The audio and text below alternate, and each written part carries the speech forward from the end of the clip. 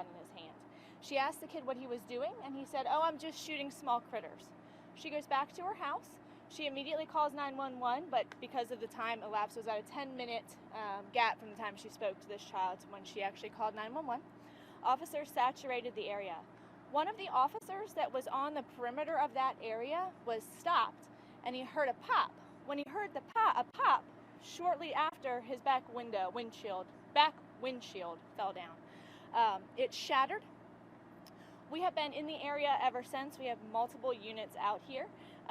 Detectives have a very strong lead they are following. They do not believe that right now there is any public safety threat in the area. They are following that lead. We have broken down the perimeter per se. We are asking anybody that lives in the area to please just keep an eye out for first responders. There will be a lot of us still out here right now. But right now we do not think that there is any public safety threat. Detectives are following up on a very good lead right now.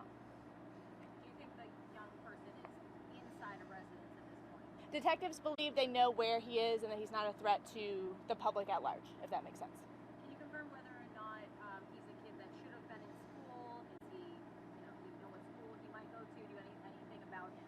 So detectives know who he is. So yeah, they have that information on him. It's not something that we're prepared to give out just yet for multiple reasons. But right now we're not going to give that info, but detectives do have all of that and are following up actively on that. What can you tell us about the schools nearby? Yes, there's multiple schools nearby, including an elementary school. So we notified the Board of Ed immediately, and the Board of Ed took the actions that they took, and you'd have to talk to them about actions that they took. We were also in contact with Department of Aging for senior centers and stuff nearby, but again, to comment on their policies, their procedures, you'd have to reach out to them. Is there anyone inside the police car when this happened, and do police suspect it was on purpose shot, an accidental shot, or does it really matter? So there's a lot of questions there. So yes, the officer was in his car. He had his driver's side door open, was sitting there. He was actually eating his breakfast, sitting there while he was looking around. Here's this pop, here's the window shatter down. We don't know, there's several things we don't know. We don't know if this shot was purposeful. We don't know if it was accidental. We also don't know if it's some type of fluke with the car where the back windshield just cracked. Stranger things have happened. So they're looking at those three things. Either way, the 15-year-old going through the woods shooting critters is still being investigated with this. So there's a lot of good questions there, Dave. Is that illegal? Yes, he can't. A 14 or 15-year-old can't shoot a handgun in the woods by a school. Can you tell us what kind of gun it was? The witness said it was a handgun. As far as what type of gun, we don't know yet, but it was a handgun. The woman never felt threatened to engage the young man first out. That I don't know. I know she was comfortable enough to speak with him. Now I don't know if she saw the gun or not, or was more like, "Hey, what are you doing not in school?" and then saw the gun. Was like, "Oh, maybe I don't want to speculate to what her feelings were." But she did confront him and said, "What are you doing here?" And that's when he said, "Yeah, I'm just shooting small critters." Describe sort of the initial aftermath of the officer realizing his back window had just, either shot out or collapsed. Yeah, so the initial shock of being on a call with somebody with a gun and hearing a pop in your window falling down is not a good feeling. So that officer immediately took cover and started assessing his scene here while calling on the radio saying, "Hey, look, this is what just happened," which would be what you would expect an officer to do in that situation. Do you have a sense of how many units responded, how large the presence was of law enforcement in that perimeter? It was dozens. I would definitely say dozens from multiple agencies. I'm not sure exactly who was here with us. I believe DNR was here, MSP was here. I don't know who else came out, but it was definitely a multi-agency response, which is exactly what we want on something like this. So we're very grateful for those agencies to come out and help us get that scene locked down quick. And like I said a few minutes ago, if anybody's just joining, we do not feel that there is a public safety threat right now. Detectives are working on a very good lead. Did the officer feel it necessary to discharge their firearm? He did not. He did not. And he did not see the suspect. So the officer heard the pop, the glass shattered, he got out of his car, took a defensive posture behind cover, and started assessing his situation to see what was going on as he radioed in. Just as a follow-up, was there a slug found in the car? Going back to your theory, the window may have cracked or whatever. So no, we don't have a projectile yet. Doesn't mean it's not in there, but we are not. We're not comfortable right now to say that this vehicle was definitely shot, and we're not comfortable enough to say this vehicle was not shot, if that makes sense. All of that is still being actively investigated right now. Can you confirm it was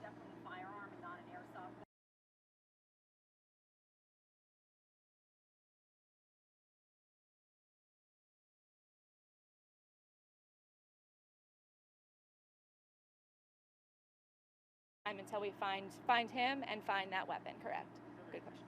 Nearby, because Arundel County Police being dispatched to traffic control, so there's trouble with parents and wanting to their kids. We're still very heavily in those areas. One school has SROs, it's a high school. The other one, there's still a lot of police presence in the area. So yes, we will be definitely in the area, especially at dismissal time to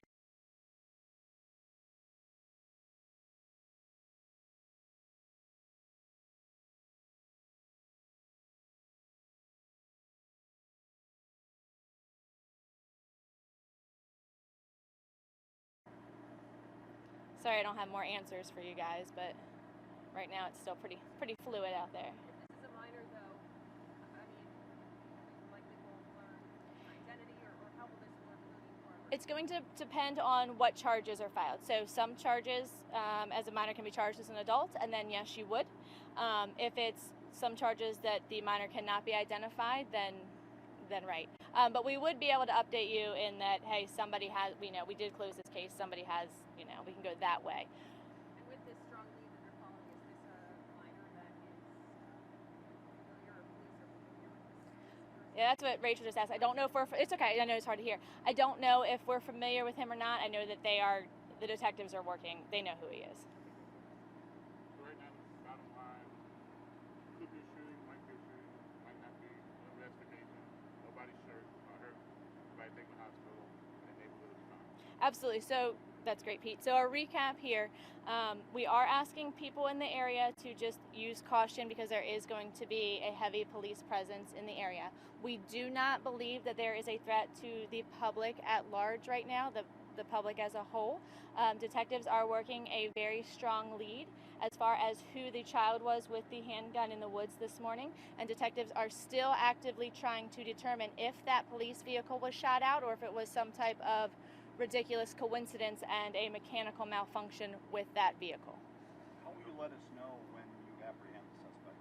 We would update a press release like we always do. Okay, not even a Twitter or just press release for sure? We would do both, yeah. Okay. Yep, absolutely. Did the woman, this is a weird question. You're fine. Did the woman say whether or not she saw any dead animals? That I don't know, and I don't know if he was carrying any or any with him. That was just his thing was quote unquote killing small critters. All right, guys. Well, thank you, and we will update you when I get more. Now that there's no potential threat, Yep. we go to the crime scene. They still have a heavy police presence there. You could probably get closer. I'm not sure where we left a different way that we came in, where they have that road shut down or not. But yeah, just for your B-roll and stuff, that should be fine. Do you have an actual main address? Immediately. It's at Hilltop and Blue Ridge was where the original call came from.